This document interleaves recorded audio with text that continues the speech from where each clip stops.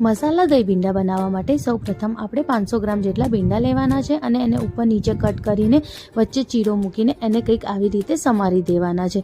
હવે અડધો કપ દહીંમાં આપણે હળદર, મીઠું, લાલ મરચું, ધનિયા પાવડર અને વરિયાળી પાવડર એડ કરીને મિક્સ કરીને સાઈડમાં મૂકી દેવાનું છે।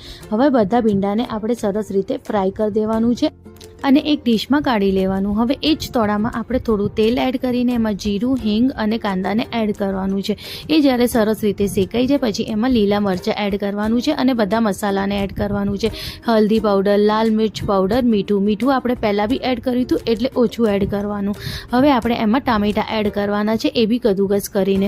હવે બધા જ્યારે સરસ રીતે થઈ જાય પછી આપણે એમાં દહીં એડ કરવાનું છે। દહીં બી થોડીક વાર સુધી શેકાઈ જાય પછી એમાં આપણે ભીંડાને એડ કરવાનું, થોડું પાણી એડ કરીને સરસ રીતે થવા દેવાનું।